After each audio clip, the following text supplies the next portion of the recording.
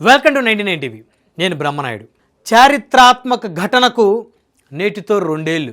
అవును, 2023 సెప్టెంబర్ 9 ఆ రోజు ఆంధ్రప్రదేశ్ రాజకీయాల్లో ఎవరు కూడా మర్చిపోనటువంటి రోజు. ప్రత్యేకించి జనసేన పార్టీ వర్గాల్లో చరిత్రలో లిఖించాల్సినటువంటి రోజు సెప్టెంబర్ 9, 2023. మరి టీడీపీ అధినేత, అప్పుడు ప్రతిపక్ష నేతగా ఉన్నటువంటి చంద్రబాబు నాయుడు గారిని ఆంధ్రప్రదేశ్ పోలీసులు అరెస్టు చేశారన్నటువంటి వార్త తెలుసుకున్నటువంటి నాడు జనసేన అధినేతగా ఉన్నటువంటి పవన్ కళ్యాణ్ గారు చంద్రబాబు నాయుడు గారిని పరామర్శించేందుకు హైదరాబాద్ నుంచి హుటాహుటిన బయలుదేరారు. అయితే మార్గ మధ్యంలో జగ్గయ్యపేట దగ్గర నాడు జనసేన అధినేత పవన్ కళ్యాణ్ గారి కాన్వాయ్ను ఆంధ్రప్రదేశ్ నాటి పోలీసులు ఆపినటువంటి పరిస్థితి, అడ్డుకున్నారు.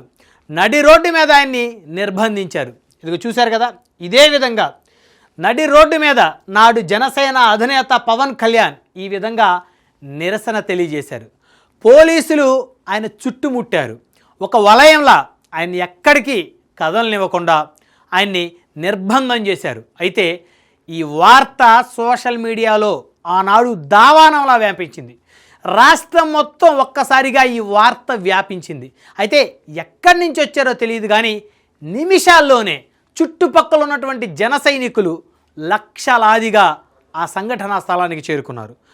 జోరు వానను కూడా లెక్క చేయకుండా లక్షలాది మంది జన సైనికులు భారీ ఎత్తున జనసేన అధినేతకు ఒక రక్షణ వలయంలా నిలిచారు. అయితే పోలీసులకి నాడు జనసేన అధినేతకు మధ్య పెద్ద ఎత్తున వాగ్వాదం జరిగింది. ఆనాడు వైఎస్ఆర్ కాంగ్రెస్ పార్టీకి అనుకూలంగా వ్యవహరించినటువంటి పోలీసులందరూ కూడా నాడు జనసేన అధినేతను నడి రోడ్డు మీద నిర్బంధించారు.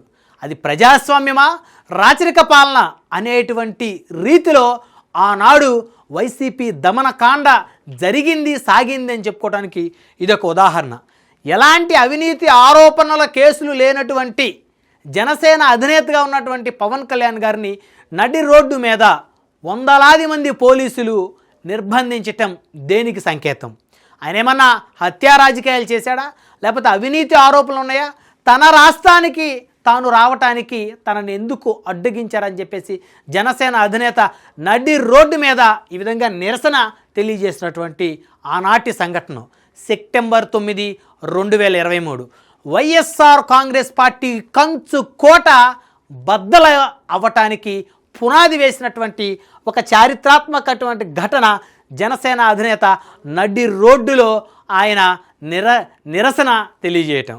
లక్షలాది మంది జన సైనికులు జోరు వానన సైతం కూడా లెక్క చేయకుండా ఆయన వెంట ఒక సైన్యంలా కదిలినటువంటి పరిస్థితి. అయితే జనసేన అధినేత పోలీసులతోటి వాగ్వాదం ఆడి మరీ ఆయన తన ప్రయాణాన్ని ముందుకు కొనసాగించారు. దాదాపు కొన్ని గంటల పాటు అక్కడే ఆ రోడ్డు మీదే ఆయన నిరసన తెలియజేసినటువంటి పరిస్థితి. ఈ విధంగా నడి రోడ్డు మీద పడుకొని మరి జనసేన అధినేత ఆనాడు నిరసన తెలియజేశారు. అయితే ఆయన తెలియజేసిన నిరసన జన సైనికుల్లో మరి ఉత్సాహాన్ని తట్టి లేపిందని చెప్పుకోవచ్చు. ఎందుకంటే తమ నాయకుడు రీల్ స్టారే కాదు, రియల్ స్టార్ అని చెప్పేసి మరి జనసేన నాయకులందరికీ కూడా మరి ఆ రోజు ఈ యొక్క ఘటన వారి అధినేత పట్ల గౌరవాన్ని, నమ్మకాన్ని 100 రెట్లు చేశాయని చెప్పొచ్చు. ఆనాడు వైఎస్ఆర్ కాంగ్రెస్ పార్టీకి అనుకూలంగా వ్యవహరిస్తున్నటువంటి పోలీసులు ఈ విధంగా నాడు జనసేన అధినేతను నడి రోడ్డు మీద నిర్బంధించకుండా ఉన్నట్లయితే బహుశా వైఎస్ఆర్ కాంగ్రెస్ పార్టీ ఖచ్చితంగా ప్రతిపక్ష హోదా సాధించి ఉండేదేమో. ఆ విధంగా జనసేన అధినేతను నడి రోడ్డు మీద నిర్బంధించటం వలన జనసేన పార్టీ వర్గాల్లో, ప్రత్యేకించి జనసేన అధినేత పవన్ కళ్యాణ్ సామాజిక వర్గంలో మరి తమ సామాజిక వర్గానికి చెందినటువంటి నాయకుడిని వైఎస్ఆర్ కాంగ్రెస్ పార్టీ ప్రభుత్వం, ఆ ప్రభుత్వాది నేత జగన్మోహన్ రెడ్డి తమని అణిచివేస్తున్నాడు అనేటువంటి ఒక మెసేజ్ ఆ సామాజిక వర్గంలో బలంగా వెళ్ళటం వైఎస్ఆర్ కాంగ్రెస్ పార్టీలో ఉన్నటువంటి కాపులు కూడా జనసేన వైపు, తెలుగుదేశం వైపు మరి వాళ్ళు రావటం అనేది ఏదైతే ఉందో వైఎస్ఆర్ కాంగ్రెస్ పార్టీ 151 స్థానాలతో బలంగా ఉన్నటువంటి ఆ పార్టీ పతనానికి ఈ యొక్క సంఘటన ఒక నాంది పలికిందని చెప్పుకోవచ్చు. ఖచ్చితంగా ఈ సంఘటన తర్వాతే జనసేన అధినేత రాజమండ్రి సెంట్రల్ జైల్లో ఉన్నటువంటి ఆనాడు ప్రతిపక్ష నేతగా ఉన్నటువంటి చంద్రబాబు నాయుడు గారితో ఆయన ములాఖత్ అయ్యారు. అనేక నిమిషాల పాటు చంద్రబాబు నాయుడు గారితో చర్చించి బయటికి వచ్చిన తర్వాత తెలుగుదేశం జనసేన కలిసే వెళ్తాయి, బీజేపీ కూడా ఈ పొత్తులో వస్తుందని ఆశిస్తున్నాను, ఒప్పించి బీజేపీని పొత్తులోకి తీసుకొస్తాయి, జగన్ నీ కంచు కోటని బద్దలు కొడతా అంటూ ఆయన ఇచ్చినటువంటి పిలుపు ఆ రోజు వైఎస్ఆర్ కాంగ్రెస్ పార్టీ బలమైన కంచు కోట మరి ఒక్కసారిగా పేక మేడల కుప్ప కూలిందని చెప్పుకోవటానికి ఇది ఒక చారిత్రాత్మకమైనటువంటి ఒక ఘట్టం అని చెప్పొచ్చు.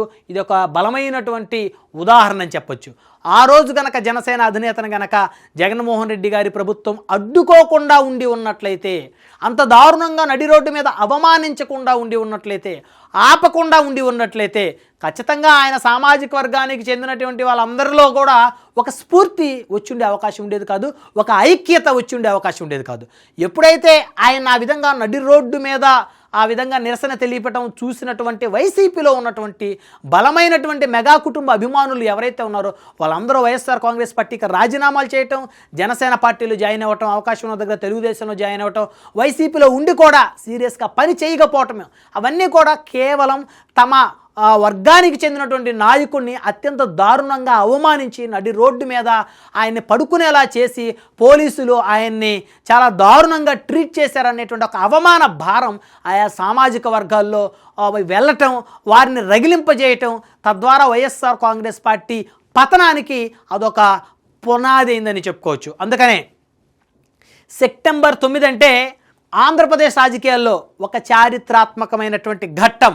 ఆ రోజు రాత్రి జరిగినటువంటి ఆ ఇన్సిడెంట్, ఆ రోజు ఆయన కారు మీద ఎక్కి కూర్చోవటం, ఆ తర్వాత నడి రోడ్డు మీద పడుకొని నిరసన తెలియజేయటం, మరి ఇవన్నీ సోషల్ మీడియాలో ఈ వార్తలు దావానంలా వ్యాపించిన తర్వాత చుట్టుపక్కల నియోజకవర్గాల్లో చుట్టుపక్కల ప్రాంతాల్లో ఉన్నటువంటి జన సైనికులు జోరువాన్లో తడుచుకుంటూ లక్షలాది మంది వారికి నడుచుకుంటూ 2 వీలర్ల ద్వారా 4 వీలర్ల ద్వారా వచ్చి ఆయన వెనక నిలబడినటువంటి ఆ ఎపిసోడ్ ఏదైతే ఉందో ఆంధ్రప్రదేశ్ రాజకీయ చరిత్రలో అది నా భూతో నా భవిష్యత్తు అని చెప్పుకోవచ్చు. ఇప్పటి వరకు ఏ నాయకుడి కోసం అర్ధరాత్రి పూట నడి రోడ్డు మీద జోరువానలో అంతమంది లక్షలాది మంది సైనికులు బలంగా నిలబడి పోలీసుల మీదే అవసరమైతే ఎదురు తిరగడానికి సిద్ధపడి ప్రభుత్వాన్ని ఎదిరించడానికి సిద్ధపడినటువంటి ఘటన సెప్టెంబర్ 9, 2023. ఇప్పటి వరకు అలాంటి ఘటన దాదాపు 2 దశాబ్దాలుగా జరిగినటువంటి పరిస్థితి ఖచ్చితంగా లేదనుకోవాలి.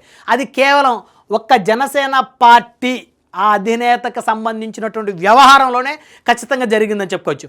ఆ రోజు ఆయన మానాన్ని ఆయన గనక వెళ్ళనిచ్చినట్లయితే సాధారణంగా వెళ్ళేవారు, చంద్రబాబు నాయుడు గారితో ములాఖత్ అయ్యేవారు, వారిద్దరూ మాట్లాడుకునేవారు, మా అయితే పొత్తులో కలిసి వెళ్తామని చెప్పుకునేవాళ్ళు, ఆయన ఎక్కువ సీట్లు అడిగి ఉండేవాడు, మరి ఆయన ఇచ్చిండేవాడా లేదా, అవన్నీ కూడా పూర్తిగా పొత్తులు కొనసాగి ముందుకు వెళ్ళేవా లేవా అనేది అదొక ప్రశ్నార్థకం. కానీ ఆయనకు జరిగిన అవమానం, ఆయన దాన్ని చాలా ప్రెస్టేజ్గా తీసుకున్నటువంటి పరిస్థితి. ఆయన వర్గం మెగా కుటుంబ అభిమానులు, అన్ని సామాజిక వర్గాల్లో ఉన్న మెగా కుటుంబ అభిమానులు, ప్రత్యేకంగా పవన్ కళ్యాణ్ గారి సామాజిక వర్గంలో ఉన్నటువంటి యువత, పెద్దలు, అప్పటికే వైసీపీలో ఉన్నటువంటి ఆయన సామాజిక వర్గానికి చెందిన పెద్దలు, వాళ్ళందరూ కూడా రక్త కన్నీరు కార్చారు. ఇదేంటి, మా నాయకుడు ఏం తప్పు చేశాడు, ఆయన ఒక పార్టీ పెట్టుకున్నాడు, గౌరవంగా కష్టపడి సినిమాలు చేసుకుంటూ వచ్చిన డబ్బుల ద్వారా 10 మందికి ఉపయోగపడేలా చేస్తున్నాడు, సరే ఒక ప్రతిపక్ష నేత అరెస్ట్ అయ్యాడు, పలకరించడానికి రాబోతున్నాడు, అదొక రాజకీయ ధర్మంగా దానికి ఆయన ఆ విధంగా పోలీసులతోటి నడి రోడ్డును నిర్బంధించాలా? ఈ రాష్ట్రానికి రాకుండా ఆయన అడ్డుకుంటారా? ఈ రాష్ట్రంలో బలమైనటువంటి సామాజిక వర్గాలన్నీ కూడా జగన్మోహన్ రెడ్డి గారికి మేము ఓట్లేస్తే మా నాయకుల్ని అడ్డుకున్నారంటే రేపు పొద్దున మా పరిస్థితి ఏంటి? ఒక నిజాయితీ గల నాయకుడిని అడ్డుకున్నారంటే మిగతా వాళ్ళ పరిస్థితి ఏంటి? ఇంత రాచరికమైనటువంటి వ్యవస్థని ప్రభుత్వం ఎందుకు నడుపుతుందని చెప్పేసి అనేక వర్గాలు జగన్మోహన్ రెడ్డి గారి మీద విద్వేషాన్ని పెంచుకునేందుకు ఆద్యం పోసినటువంటి రోజు సెప్టెంబర్ 9, 2023. ఈ సంఘటన జరిగి నేటికి సరిగ్గా 2 సంవత్సరాలు పూర్తి చేసుకున్నటువంటి పరిస్థితి. ఆంధ్రప్రదేశ్ రాజకీయాల్లో ఖచ్చితంగా ఈ ఎపిసోడ్కి ఒక బలమైనటువంటి చరిత్రలో ఒక పేజీ ఉంటుందని అయితే ఖచ్చితంగా చెప్పుకోవచ్చు.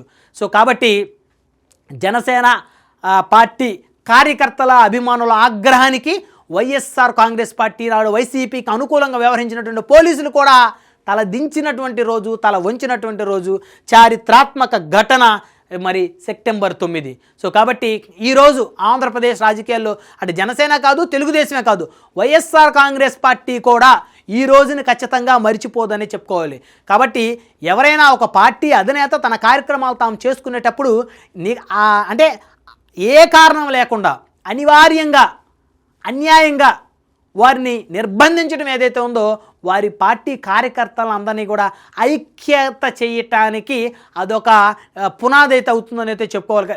సో కాబట్టి ఏ రాజకీయ పార్టీకి చెందిన అధినేత అయినా వారికి సంబంధించినటువంటి కార్యక్రమాలు వారు చేసుకోవచ్చు, వారికి సంబంధించిన నాయకులను కలుసుకోవచ్చు, మరి లీగల్గా కొన్ని పర్మిషన్స్ తీసుకొని వారి యొక్క బహిరంగ సభలో కార్యక్రమాలు కూడా పెట్టుకునేటువంటి హక్కు అధికారం ఉంది. ఎందుకంటే భారతదేశం అతిపెద్ద ప్రజాస్వామిక దేశం కాబట్టి ఎవరి హక్కులనైనా మనం హరించాలని చూసినా, ఎవరినైనా మనం అణిచివేయాలని చూసినా, అనగదొక్కాలని చూసినా ఇదే విధంగా నాయకులు తిరగబడతారు. నాయకులు తిరగబడితే వెనక సైన్యం తిరగబడుతుంది. సైన్యం తిరగబడి నాయకుడు తిరగబడితే రాజ్యాలు మారిపోతాయి, ప్రభుత్వాలు మారిపోతాయి అని చెప్పడానికి ఇదొక బలమైనటువంటి ఉదాహరణ అని చెప్పొచ్చు.